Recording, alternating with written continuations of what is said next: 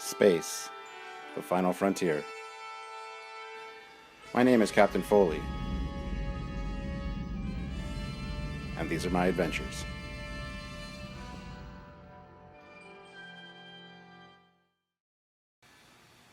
Captain's Log, Stardate 2016-01.04. Welcome back, everybody, and welcome to 2016. It's a great year. You're going to enjoy it, I hope. I'm selling it like I own it. I don't know.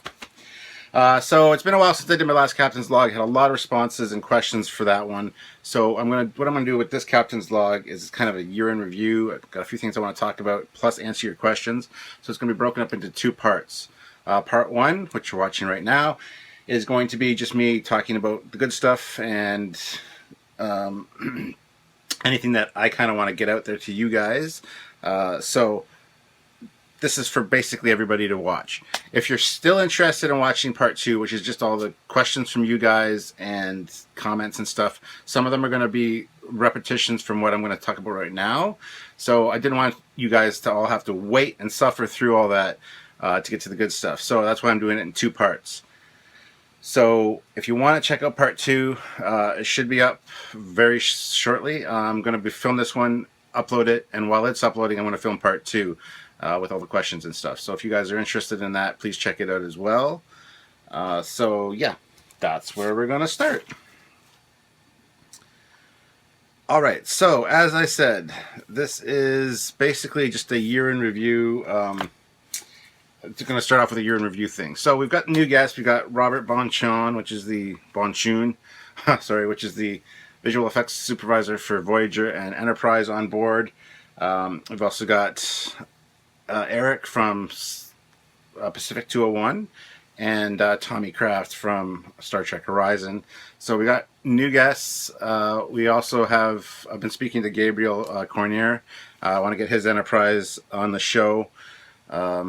Need to set up and arrange a Skype call with him. So, but that's in the works. We have Bill Krause. His Shangri-La episode is in the works because he won that Star Trek model contest. So there's lots of cool stuff going on. And lots of new guests. And we've also released a bunch of new shows this year. We had Top 10, Fact Files, fan design mission briefings, things like that. So we've done a lot of stuff this year. It's been a good Trekyards year, and I hope you guys have really enjoyed it. Yeah, so let's move on. So one of the biggest things that's kind of cropped up lately is this whole CBS Sue's Axanar thing, which, to be perfectly honest, sucks, because I've been looking forward to Axanar, as have a lot of other people. However, there's no place for it on the Trekyards site. We don't want to pick sides on Trekyards as far as that goes, just because we don't want to draw any unwanted attention to ourselves from CBS should they be out for blood. So we appreciate all the support you guys give Axanar, but we all have our own personal feelings, and there are plenty of sites devoted to talking about the Axanar problem. So if you guys would keep the posts about Axanar just off the Trekyards site until there's more of a understanding of what's going on exactly and how it can be approached, how it will be approached, that would be awesome. As you've probably seen, a lot of them have been removed. So yeah, I mean, Alec Peters is we consider him a good friend here, so it's shitty, but there's nothing we can really do about it, and just, offer your support through different channels. Trekyards is about ships and tech, and I know there's a lot of new ships coming out for Axanar. We understand that, but we just don't want... it's kind of a political view in a way. In the Star Trek universe, so we just don't want to get embroiled in all that. So if you could keep them off the Trekyards page, that'd be awesome. Like I said, there's the Axanar fan groups, there's the regular Star Trek channels and pages to do that kind of thing and to post those kind of things and show your support. So please go ahead and do that. And that's pretty much all I have to say about the Axanar problem. Hopefully it'll get resolved very soon, and I'm really hoping to see some Axanar. Now, another big thing that people wanted me to talk about was the Star Trek Beyond trailer. And all I can say is, really, for a 50th anniversary of a franchise, movie, and trailer, that's what you give us? And I know that Simon Pegg's been like, well, he wasn't happy with the with the trailer, it doesn't reflect what the movie's really about and the soul that the movie has, and that's cool. I mean, he said they're getting back to more exploration. I hope Simon Pegg does a good job on the writing and really kind of gets the Star Trek feel back. But yeah, that trailer was just atrocious, and it was a slap in the face for all Star Trek fans as far as, this is what we're giving you for your 50th anniversary, guys. I mean, even if the movie sucks, you can do a better trailer than that, at least. I also heard that it was supposed to be shown before Star Wars. I've seen Star Wars 3 times now. I have not seen a Star Trek Beyond trailer yet. I know it got leaked a few days before Star Wars was released, so I don't know if that's the reasoning behind it, but I have not seen a Star Trek Beyond trailer yet on the big screen. Might be a good thing. I don't know. But yeah, I just wanted to say that too. I don't know what's up with that. And just touching on the last Captain's Log that I did on December 14th. Wow, it has been a while. It has 1,036 views. Now, it should have 76 more views. So what happened was I uploaded it, and there was a problem with the editing that I didn't realize. So I needed to re-edit it together and re-upload it. So thank you for the overwhelming response on that video. That's like 1,100 views if you count those 76 in there. So amazing. So the comments and feedback from that was incredible. 54 likes and 0 dislikes, which is awesome. I always at least get 1 or 2 dislikes, and I know why. It's people that have been rude, ignorant assholes on my channel, and I block them so that they can't comment anymore, but they choose to instead give me a thumbs down. So, but anyway, awesome response on the last video, so I really appreciate it all from you guys. So thank you very much. And like I said, there's a lot of questions and stuff to get to regarding that, but that's going to be in part 2 of this Captain's Log. If you've been following the Foley class Dreadnought design, and yes, we decided it's Foley class. It's not going to be the Stuart Foley class, because that's just kind of, that's a little too arrogant, I think. I don't know. But anyway, it's the Foley class Dreadnought design. Cal Schnatz has been doing an awesome job with it. It's going to be in the official technical manual released through licensed by CBS. And we've done a complete backstory on it. It's got a complete redesign. We still have the original guy that has started doing the modeling for it. He's going to do the wide-bodied early one and the original concept that was done by Cal. And I don't know if you guys know, but on DeviantArt there's Matt Lischitz. He sent me a way to pronounce his name. It's like a Croatian name. Matt Lischitz. Anyway, who you guys might know, Matt Lischitz, David Laszlo. I've got a lot of his DeviantArt work on my computer. I have for years. I'm a big fan of his. I was amazed to find out he was a big fan of Trekyards. So we're like, oh, I'm a big fan of yours. No, I'm a big fan of yours. Anyway, he's going to be modeling the new Dreadnought that Cal has designed with the modified saucer. It's got 3 mega phasers. It's got 4 forward-facing torpedo tubes, 1 aft-facing torpedo tube. This thing is a beast. If you haven't seen it, it's probably on the Starfleet Engineering and Technical site by Cal or on Trekyards. We are working on the backstory right now, developing a few things with that. So it's a very interesting ship, and it's going to be amazing. And the fact that I have Matt Lischitz, that's how it's pronounced. Matt Lischitz, yeah. Anyway, having him do the model for it, it's going to have animated Bizarre collectors, animated shuttle bay doors, things like that. So we're going to be able to do a Trekyards episode on it eventually too. So it's going to be amazing. Like I said, we still have the original concept being 3D modeled. The guy, he's doing an amazing job. Twisted Sister, can't think of his name offhand. He goes by Twisted Sister on his YouTube though.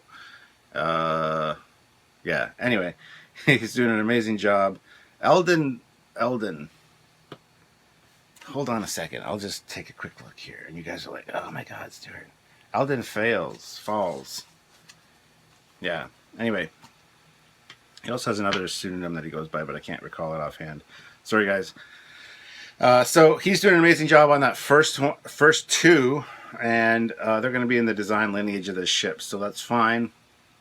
And then I'm going to have the Matt Lishitz do this last one, so it's going to be amazing. I'm a big fan of his work. I know you guys have heard of him. You must have heard of him. So hope you guys are excited about that. Next thing on my list here, I got a lot of cool stuff for Christmas. I got the little BB-8 from Sphero, which is a little amazing little guy. Got the Ships of the Line calendar. Got a bunch of books. A lot of cool stuff. Had a good Christmas. Hope you guys had a good Christmas as well. So there is that. Now, if you haven't seen the new Star Wars movie, go see it. I've seen it 3 times now. I've done a spoiler-free review and a spoiler-filled review. Since I've seen it more times now, I've kind of got a different view of it than what you see in my spoiler-filled review, because I'd only seen it once at that point. I have a few new appreciations for things. You definitely got to see it a few times if you're a Star Wars fan. You can't just make a judgment call on the first one, because I felt like something was missing when I left the theater the first time, but that's kind of been filled in the last couple times I've seen it, so just want to put that out there. Oh, I also got a Kirk figure, which is exclusive, Entertainment Earth exclusive, with him transporting, beaming out, because the regular series doesn't have that. Got my wife the Spock one, but yeah. So, cool stuff. Speaking of my Star Wars review, though, I got to admit, I watched a few other reviews and discussions about it prior to doing mine, and I think they might have influenced my view a little bit. See, the problem with me is I generally like movies that everybody hates. I liked The Incredible Hulk, like the first one with Jennifer Connelly. I thought it was a pretty good movie. Green Lantern's not too bad. It's a comic book movie. It's exactly what you'd expect from a comic book movie. It's like a comic book. But everybody hates on everything that I like. So when I go to do those reviews, I keep that in mind, and I try to stay more mainstream, because I don't want people jumping all over me for saying that I like something that everybody hates. But at the same time, I do keep my opinions pretty much intact. I just kind of tone it down a little bit and kind of make it more politically correct. Now, the problem with that is everybody's jumping all over me for my Star Wars reviews, saying, why'd you say that? Why'd you do this? Well, you can't have your cake and eat it too, guys. I'm trying to give thoughts that I've had into a more politically correct avenue. If I just, you watch my reviews because you want to hear what I have to say about the movie, how I see the movie, if you were having a conversation with me over beer and chicken wings, what I would say. Those are the things I would say. I kind of gave a little joke about Leia's voice having she smoked a little too many death sticks because it's a little raspy and a little rough. And everybody's like, well, she's not 20. You can't expect her to have a young voice anymore. Well, I know that. Thank you very much, guys. I'm well aware of that fact, but it was a funny thing that I said in theater to Sylvia, my wife, and she kind of got a chuckle out of, because Carrie Fisher does kind of have a raspy voice now, and it was just a joke. I thought I'd throw it in my review, and people jumped all over me for it. And the fact that I said there's not enough R2-D2, I've been called an R2-D2 fuckboy. That'll definitely get you blocked from my channel, by the way. So, I mean, things like that are just rude, ignorant, and immature, and you need to smarten up. You're watching my review because you want to watch my review. You don't want to watch my review and hear everything that you want to hear based on your opinion. So don't jump all over me for it. I feel like I put in a lot of stuff there that I didn't intend to originally put in, but a lot of it ties into theories and stuff for the next movie. So I'm like, well, I'll include that.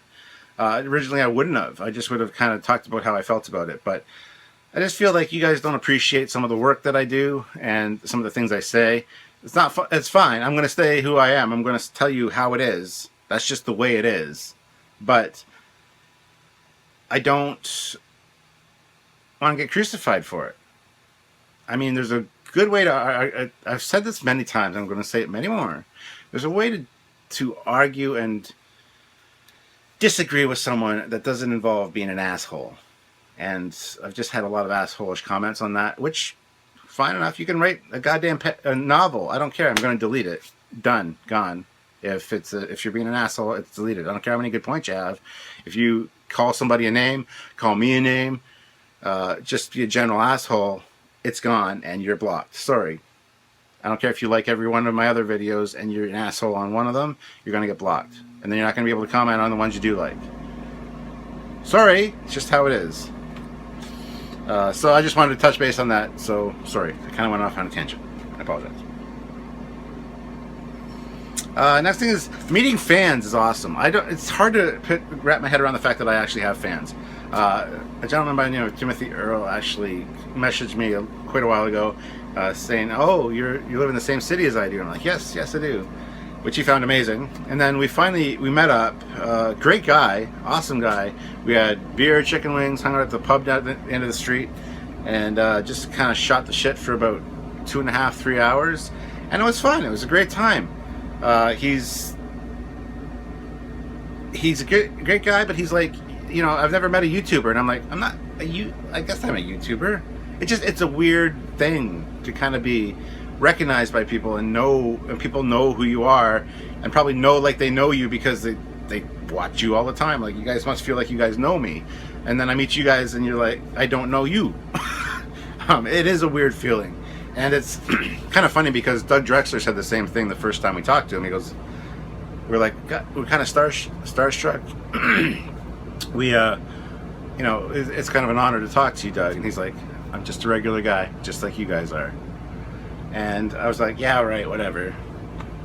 But now that we're into it more than a year in Trekyards, and people are like messaging me saying, oh, thank you for talking to me and whatever, I feel kind of, it's a weird feeling because I'm not anybody special. I'm just me, just a regular guy. I like Star Trek and made a show, and me and Samuel made a show about it. It's a little odd. It just feels weird. But anyway, Tim, you're a great guy. We've been talking since then. We want to get together again. He's just an awesome guy to hang out with, and I have no problems hanging out with any of you. Just message me, and we'll arrange a time to hook up and hang out or whatever. So, but yeah. So I love meeting my fans. That's another thing I just wanted to say. That's on my list, and there's a lot of things that are running around in my head right now. So. And there's 2 more quick things on this part 1 that I want to address. First of all, the Trekyards top 10. Been getting a lot of comments on a lot of the episodes. Why don't you change the name to top 5? You should change the name of this. It's not a top 10. It is a top 10. It's my opinion and Samuel's opinions, top 5. Sometimes they're exactly the same because there's only like 5 things that we can discuss. So they are a top 10. However, I do see the point of what you guys are saying. You guys are tuning in expecting to hear top 10 things, and you hear top 5 sometimes, or top 6, or top 7, depending on how the list goes. And I understand that, but one of the suggestions was change it to just the top list, top Trekyards tops, something. It's a possibility. It might happen if something catchy comes along. If not, I don't know what to say, guys. It's a top 10 list. That's just what it is. And lastly, and this one has really been bugging me lately, people have complained that somebody on the Trekyards site was talking about the TOS Enterprise and how its engines make sound in space as it's in warp. And people have complained that the TIE fighters in Star Wars make sound in space. And the Millennium Falcon's engines make sound in space. And George Lucas even said, I've created certain rules for my universe. And one of those rules is that there's sound in space. So I have to continue that. Are you all daft? I mean, seriously, honestly, truly, really? Because there might not be sound in space. Sound can't travel through a vacuum. We all know this. But you're watching a movie or a television program. And you need some sound in space, otherwise it would just be quiet. You could hear a pin drop in a theater during space scenes. Where's the fun in that? Plus, it's how I look at it. Those sounds you hear are the sounds that are reverberating through the ship, done by the machinery that makes those things go. So when you hear a TIE fighter squealing through space, that's what the pilot inside hears. Might not be as loud as that. It might be a faint little zzz, But that's what they hear. When you hear the Millennium Falcon, that thrust, that's what you hear reverberate throughout the hull of the ship. You can't tell me that the sounds that ship makes isn't heard inside the ship. So when you hear the Enterprise, the TOS Enterprise wind up, it's a little annoying. It's not really a great sound effect, but it's something that exists. So you got to understand that it's the ship getting up to those speeds that is creating that sound, and it's reverberating through the hull. So it's what the people inside the ship hear. So when you see that outside the ship and you hear those sound effects, don't get sucked out of don't get sucked out of the moment because of that. Don't let that ruin the movie for you, because that's not what is intended there. The fact is, that's the sound that is heard inside the ship. And if you didn't have that on screen, it'd be pretty boring.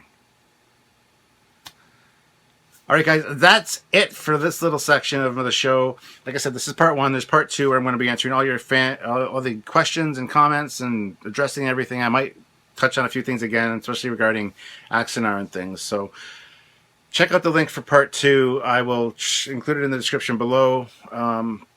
And yeah, if you're interested, check it out. It might be a little bit longer, but like I said, I didn't want to make you guys sit through all that to get to the stuff that I want to talk about today. So we had a great 2015.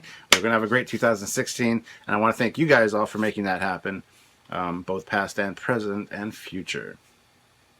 That's both. I said both, past and present and future. That's 3.